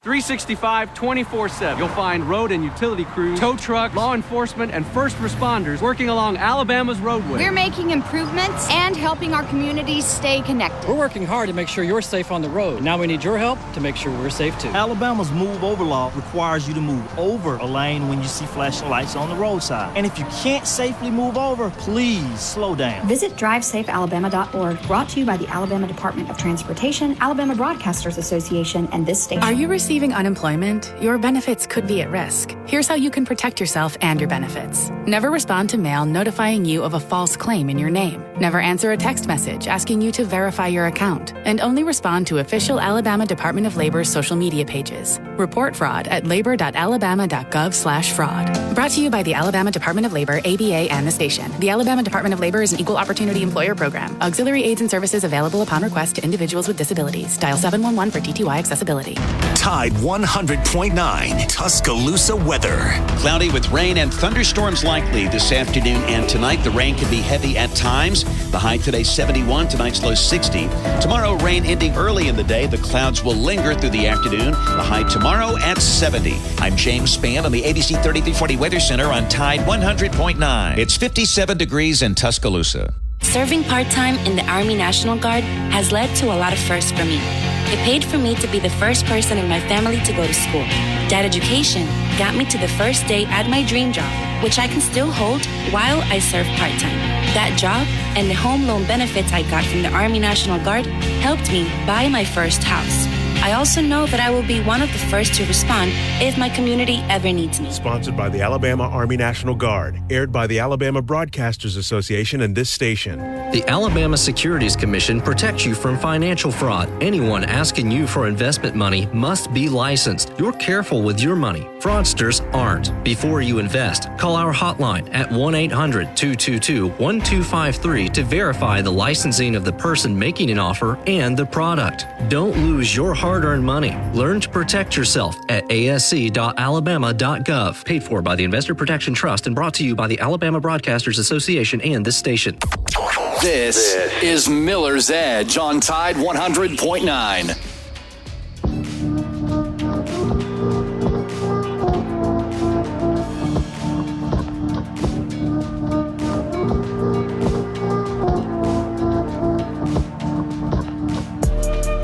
And welcome back into this Friday edition of the Miller's Edge, right here on Tide 100.9, 1230 AM WTBC. Wyatt's playing those bangers today, man. I like it, man. We've been having fun. And then, of course, Pastor of Pessimism showed up. But I do want to, just say it's on a serious note, man. Y'all make sure you pray for my dad. There's nothing wrong with him. He just was just diagnosed with a serious case of negativity on this Friday, showing up from his lunch date, just spewing out all types of craziness. So just pray for him. That's something he deals with is this negativity. So we'll make sure we get on that and get him. I don't want them to pray for me. Wait. You don't want to? Why don't you want to pray for you? Man, God don't listen to everybody's prayer, and some of them. Oh my goodness, great. Know the Lord. You might need to revisit your. We need to check your pastor credentials, man. What kind of pastor says they don't want people praying for them? Who? Many people will tell you that a lot of people pray, but prayer ain't going on. Because they don't really have no relationship with the Lord. They pray when they feel like they need to pray. No, that's not nice. That sounds like... that's truth. That's true. The Bible will tell you. I can give you the scripture. You can read it right here live on air. Live on air if you want to. Because you know what? A lot of people, if you have unforgiveness in your heart, and a lot of people out here talk about the Lord and Jesus Christ, but yet will say... wide open and they don't forgive people. Well, guess what the Bible said about that? When you don't forgive folks, the Father can't forgive you. Therefore, he said, I won't hear your prayer. It's right there in the book, bro. Read it. So, well, okay. I wasn't trying to get in all that. Real quick. We can get that if you want to get to that now, because I can get serious real quick on you. But the thing is, I know you're kidding. But listen, man, I'm not negative. I'm just saying. You can have all the recruits in the world. You can have 400. But here's the thing. But we understand. Why? This is such a great thing. Why has this got to be newsworthy? Bro, it's a tweet. Bro. That's the question. It's a tweet. Yeah, and I'm asking you, but man. Tweets are news today. Why is this newsworthy? Because, like I said, it's good for the simple fact that I understand it. If you heard me, they trying to get to know these recruits. They haven't been there. I get all that. But it's not newsworthy. But that ain't them saying it. Well, the GM has put it out there. But on this Twitter, X. But my point is, you said, it's not like it hasn't been done. It's not like the GOAT Nick Saban hasn't done this. Yeah, yet. but I also, but don't disregard. I said it's impressive, not necessarily impressive. Like, I'm blown away because yes, I have experienced it. More I thought about, I'm like, yeah, no, that's definitely been around. Dude, it's Coach Saban, bro. Like, we could have had 100 recruits plus if we wanted to. They probably pick and choose. What I was saying was, I'm like, wow, man, 70 guys at practice. That's awesome. Like, people are talking about, recruiting. We're way behind right now. Whatever. All I was saying was, that's good. If you're going off of odds, you would think odds of getting some commits or gaining ground with guys should skyrocket when you have 70 freaking people on campus. Now, again, don't misinterpret that as me saying, "Oh my gosh, I am so blown away." Man, come on, man. I played for Coach Saban, won 2 national championships, and was a part of a signing class that was one of the top ones ever. You were like number one in Saban's tenure until maybe a year or two ago. Now we're probably like 3 or 4. But that's what I'm saying. Like, You think out of all people, you think I'm gonna sit here and be glazing about that? No, man. I just was curious. Look, me and Wyatt were just doing the show while you were on your lunch date, and I just was saying, I saw the tweet, and I was like, man, that's impressive. Like we got 20 guys on campus. That's cool. But then, of course, it's like with you, it's like, oh, but it ain't gonna matter if they go. Like, duh, it's not. Like, we know that. I know that at least. Let me speak for me. Let me. I know that. Okay, I know that. It just was something to talk about because y'all wanted to say, oh, recruit this, recruit that. They got 70 people on campus. Like, it's like, I'll be honest, I'm starting to think you can't. It's like you can't win. Like, y'all say, oh, how are they going to recruit? Y'all were like, oh, how are they going to recruit? Tell me about it when you sign them. Tell me about it when you get them into your locker room, and that's what I want to see. Yeah, I don't care we'll about definitely talk about it, but it's worth mentioning now. My point is go get them and finish. Bro, they haven't even been here 2 months, bro. I'm saying, like, it takes, I'm just saying. And I'm just saying, like, let's be realistic. That's not being realistic. You can't expect to have 10 commits and you haven't even been on staff for 2 months. You got 70 guys. Don't you expect some commits coming out of this? If I'm being completely honest with you, I don't expect a whole bunch of just because I feel like this time of year, I mean, you still got a lot of time left, right? And they just got here. I mean, I wouldn't be shocked if we saw one, maybe two, because again, I'm realistic. I'm very realistic. I don't inflate or I don't deflate. I'm realistic. I hope they get 1 or 2 commits on the real. And think about it. We don't like a lot of these guys. Half of them could be from the 2026 class or whatever, or even later. I don't know. Again, I was telling Wyatt, I don't know stats. I'm not a journalist. I don't know any of that crap. All I know is I'm like, okay, they got 70 guys on campus. That's good progress, right? It could be the other way around. It could be, hey, man, we got 10 guys to come watch practice today. And then you might say, oof, we're used to having 50 plus. So that's what I'm saying. Like, it's like... It's Alabama. I thought y'all said Alabama don't... I thought you said Alabama's not the same without Coach Saban. Kids, with high school recruits that I work with, they get invitations, especially that live in the state of Alabama, they're going to show up to practice. 100%. Yeah.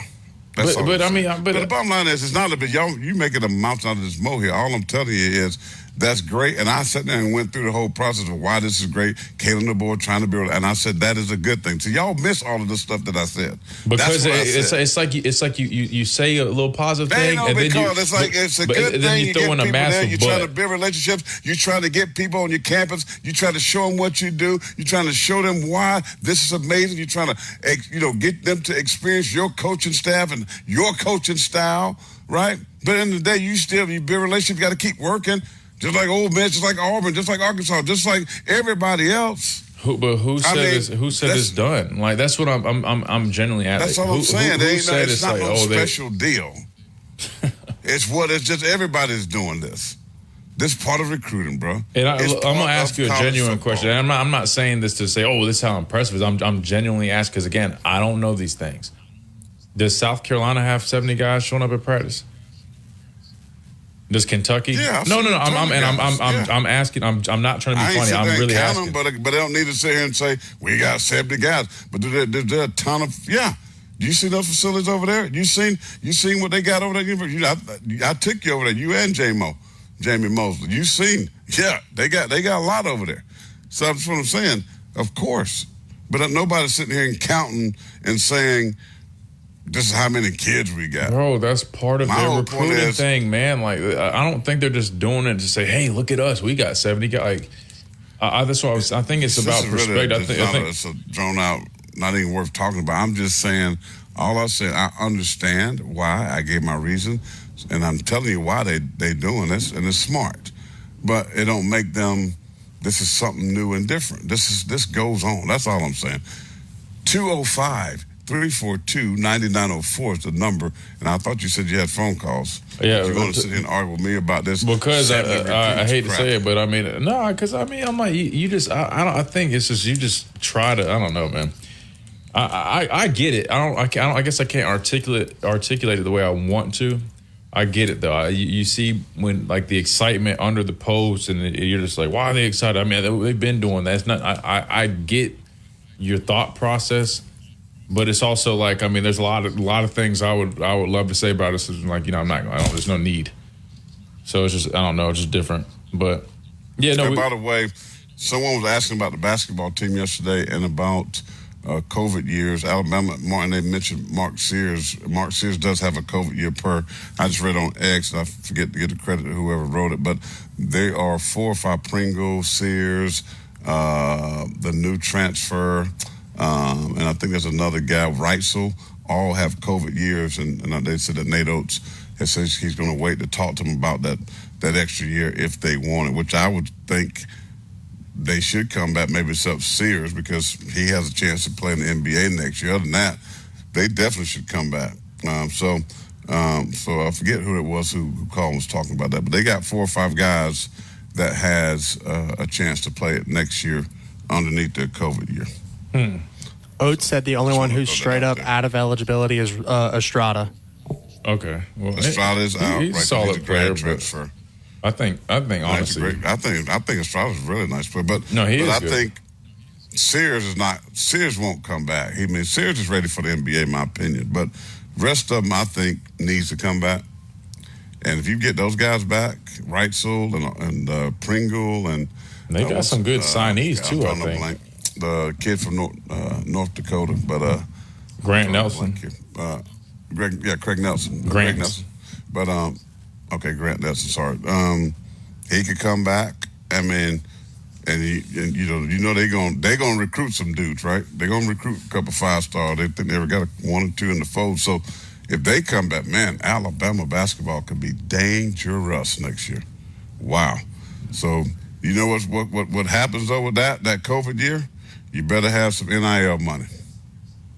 Oh, none of you. I just talked at nauseum about I'm just saying, NIL. No, I'm saying yesterday like I talked about NIL. You better have some NIL money outside if of you the want show. to keep them, because everybody else, especially like Rice on these guys that we know are high-level players, Pringle leaving. Like, there's going to be schools that's going to pay them if they want to leave. They're going to have options to leave. So Alabama, Alabama, you got to get your NIL game right, because that's the way you keep them. Because they're definitely not ready for the NBA. I can't wait till they come up with some legislation. I was shocked that Betty Yako left last year. He wasn't ready. I mean, he could have been back. I mean, and he would have definitely helped this basketball team this season. So, again, you got to understand, not just the players, you're dealing with agents, because most of these guys now got agents when it comes to this type of stuff, and those agents are sitting here and looking around like, who needs a 4, who needs a 2? Go boom, boom, boom, boom, boom, where's the money at? And then they're going to relay that message to the players, boom, right? And so then you got to go say, hey, this is what I got, right? I got UCLA offering me $500,000. What you got? I'd like to stay here in Tuscaloosa, but can y'all at least match it? And if they can't, then the said player leaves. But that's the problem with this stuff, though. That's the exact problem. There's no if that's what this is, then there needs to be contracts. It's not fair to the boosters. Like that's who's getting screwed. The boosters and the fans. Because think about this: the schools they're not eligible to pay players. They can't right now. It's illegal. But the collectives and the boosters and the fans can. So these kids are demanding this money. You pay this kid $300,000 to come here, then he can just decide to leave the following year. Now, granted, there is some things that are probably in writing or saying that, hey, if you leave, then there's going to be a discontinuation of these said payments. But still, nonetheless, though, I mean, like, it's just ridiculous. Like, don't get me wrong, I'm all for players being able to get paid, but it's crazy. And I even take it a step further. Like, I don't care what you call it, but I don't like the idea of just handing out hundreds of thousands of dollars to young people who are not responsible enough to manage it. And because what you're doing is you're basically instilling bad habits in them, right? Like, these kids right now have mindsets that money just grows on trees, and I deserve to get anything that I desire. That's the mindset of these players. And it's unfortunate because that's not how the freaking NFL doesn't even work like that. If you're under contract in the NFL, look at Brock Purdy, right? Brock Purdy was 7th round pick. He's led his team to a Super Bowl, but they're going to keep him under that rookie contract as long as they can. You best believe it. Now, they might reward him, but what I'm saying is he can't just go, oh man, I've been playing good these past 2 years. No, I deserve X amount. I'm like there's contracts. Like, that's not how life works. Then especially when you get done, you're not just going to have checks of thousands of dollars just coming in like that. So if you don't know how to manage your money, you're really going to be dead meat. I hate to say it like that. It's just this is. I can't. Just real handle quick it, before we get the break. You know, you're talking about people praying for me because I'm pessimistic. Oh God. Jokingly, ha ha ha ha. The Bible says your prayers can be hindered by several things. So what are these blockers? Prayer blockers. Here's your Bible study for the weekend. What are prayer blockers? Here's some. The first prayer block is unforgiveness. I told you about that. When you harbor resentment, the Bible says, or offense, bitterness, or anger towards another person, it blocks your prayer. So, because you pray don't mean that God hears. And then when he don't hear, maybe you need to look to see if you got anybody or anything, I should say, in your life that's blocking, like unforgiveness, which is a big one. Quick break. We'll be back in a moment.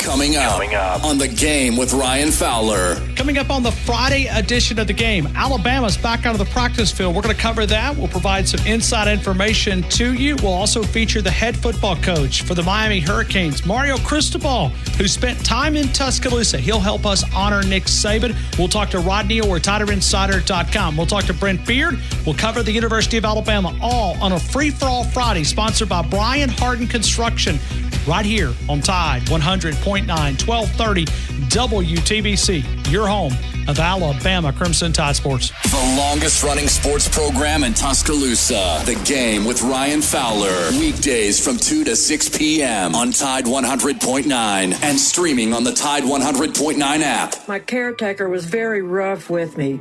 I thought they did it because I wasn't moving fast enough. Elder abuse is a crime, and together we can stop it.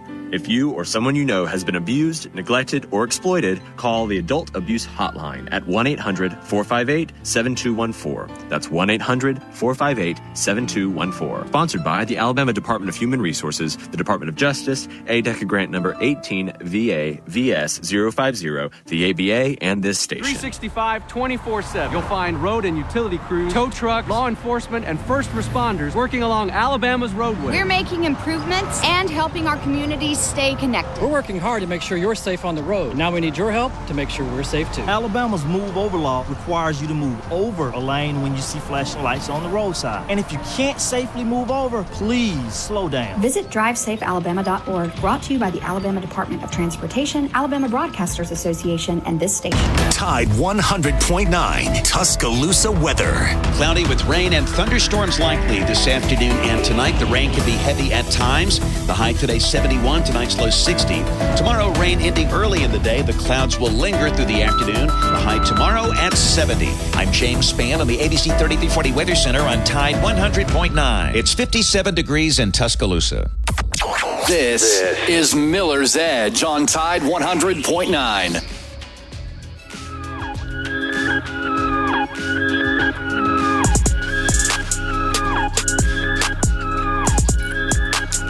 Final segment here at the Miller's Edge on a Friday. Yay! Corey Miller, Mr. Pessimistic. Christian Miller. He should be called. I mean, you want to call me, I guess I'd call you Mr. I'm Mr. Down the Middle. Mr. Honest. I don't know. I think that's fair. I think that's fair. Real quick. I just want to go ahead and say this. Got to remind you guys about our friend Michael over at Off-Road Performance Direct. Again, if you're like me, you need your trucks lifted, you need any off-road accessories, make sure you head on over to Off-Road Performance Direct right here in Northport. Again, Michael will take great care of you. Get your truck, SUV lifted, light bars, new wheels, tires, all that good stuff. They've got it right there, Off-Road Performance Direct in Northport. So check them out, 205-310-1823 is the number. Again, that's Michael at Off-Road Performance Direct. Let him get that truck, SUV, you name it, taken great care of. Again, Off-Road Performance Direct. Check them out. So I just wanted to make sure Alabama, get the bills paid. Alabama, Trailing, Tennessee, and Greenville in the women's SEC tournament 17-14. Now make that 19-14. As Tennessee just scored about a minute left in the first. Tommy from Romulus. What I call Tommy? Tommy two times. Or two-time Tommy. Two-time Tommy. I mean, all right, Kristen, we got to help your father. You got to send him a care package. I know what his problem is. After eating cauliflower tofu, chicken pizza. Now, no wonder man was dancing in his stomach yesterday. He needs some Dreamland ribs.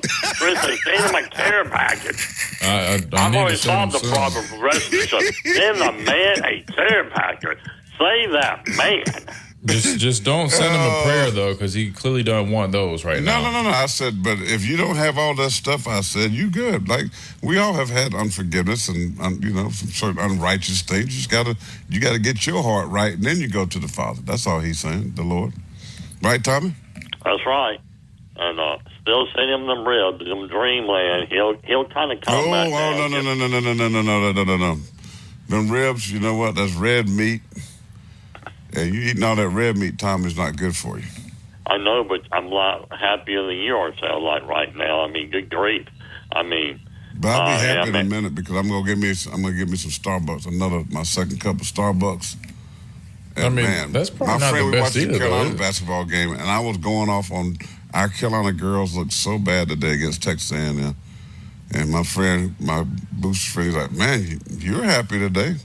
So I think you blame it on the Gamecock women's basketball because they play like poop. Yeah, okay. I'm not buying it for 1 second. You kind of mean you draw my chiefdom, the forked tongue. You know, you out of the brotherhood. You know, so brother clan, you now the forked tongue with me because I think you need something else besides tofu, cauliflower, and chicken pizza. Good grief. That's un-American. I'll eat some. I'm eating me some good clean vegetables and some salmon, grilled salmon tonight. How about that?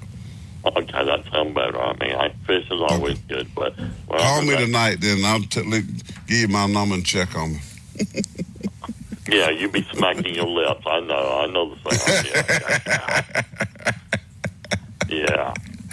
Hey, so you're not gonna be able to go to no softball or baseball today? What you gonna do? No, well, the girls didn't play today. They play Saturday, Sunday, and Monday because they'll be on the SEC network Monday because this is now SEC play. No, they moved the game to 11 o'clock. I had too many errors to run to go to baseball today. There was no way if they did play for me to make it, but no. Gotta go deposit that big old retirement check in the Bank of Tuscaloosa. Well, I got a fuss at somebody. They said about insurance or something. We didn't receive your payment, and it's been going in for 30 years for my cancel policy. Well, we're going to cancel it in the next month. You know, I'm like, I haven't wrote y'all a check in 30 years. It's always been taken out. So I'm going to have to listen to a bunch of crap. So I might be eating tofu, chicken, and cauliflower pizza tonight. I won't have no teeth left. Listen, I'll be biting nails. Well, go out there and use my credential with Christian as media, as the Miller's Edge, and go watch practice and see all the recruits out there. That's what you should do this afternoon. I should, but, I don't think I can pull you off. You're what, 6'3"? They don't know me over there. The new staff, they don't. I ain't been out there yet, so they won't know anything. Yeah, Christian is 23 and me, He's I know. 53%, whatever he is. So. 54% European, we'll just say. So you can pull it off. You can actually be Christian's dad because he's 4% white. Yeah. And I said, really? I said, yeah, I got high cheekbones. Yeah, just like that. I think I did too, Tommy, so that actually works in your favor. There you go. I'm just using Liz Warren line. I mean, I don't know. I'm looking at her like, sister, you're whiter than I am. Excuse me for putting it that way. We get you. Let me stop acting up. I know. You got me off on that page. I don't know. I was going to ask you about sports today. I'm lost now, so, Yeah, that's Free Fall Friday. We don't need to talk about it. Yeah, you're confused, we can talk about Wyatt. I'll blame Wyatt. It's Wyatt's fault. Yeah. It's Wyatt's fault. Yeah, so... you can blame any of that on Wyatt. He's good. He can take it. Ain't really nothing happening. I mean, basketball team. I mean, there's a lot happening here, but I mean, gymnastics tonight. You got basketball tomorrow. I don't care about gymnastics. Well, tomorrow is something we don't ever get credit about because it don't count if you listen to Digger. But I think our women-men team going after a wheelchair basketball national championship again. I think it's here. Somebody said it's sick. I don't know. It's been very quiet. Like I told y'all 2 weeks ago, I found out that we had a women hockey club here. I didn't know about that. I feel like we win the national championship in wheelchair basketball like every year. Fun fact, they're playing nationals today and tomorrow as well over at the Strand Harden Arena over there. Yeah, I mean, I feel like every year we play for a championship. But you talk about a dynasty. We've got a wheelchair basketball dynasty. The women's team is like 4 straight. Men's is like 4 out of the last 6 or something like that. Yeah, this is college. It's wheelchair basketball for our university. I don't know if it's probably a club, but I'm just saying. I mean, like they don't get enough recognition. That's a dynasty. It's a non-NCAA sport, but it is a sport. Yeah. Yeah, Ollie, my organization I go to at the university, keep your mind active. They support that, and that is big. We are big in tennis. Men and women, we have won national championship in all sports. We are the most dominant and adapted sports. We have a lot of Olympians in that. From New Zealand, Australia, and Germany play the basketball team. I know y'all out of time. Well, y'all have a good, safe weekend. I'll talk to y'all Monday. Hey, go to a place and ask for a cauliflower crust, chicken pizza with spinach, and do white sauce, and do mozzarella cheese, onions, peppers, and mushrooms. And you will thank me on Monday, Tommy, okay? Okay, but everybody else who live around here from tomorrow and Sunday might see a holy terror coming after them. All right, y'all be good. Thanks, Tom. All right, man. Well, Wyatt, I appreciate you, knocking that first hour out for me, bro. Appreciate you, man. Great job. And, I had to come stir the pot up a little bit. It's Friday, give the folks something to think about on the weekend. And I gave him that prayer about unforgiveness. Because those that's hating on me, don't like me, you better read that scripture. You want your prayer answered, you better forgive me. You too, Christian. All right, we got to get it out. May the Lord bless you. May the Lord keep you. May heaven and earth smile upon you. May the Tide beat Arkansas tomorrow. May the baseball team sweep whoever they're playing. And may these Alabama Crimson Tide women win so they'll play the Gamecocks tomorrow. And I'll be doing some videos from the Coliseum. How about that? So there you go. All right, boys. Y'all be blessed. They say you alone at the top, but it's gotta be lonely below. You boys getting ready.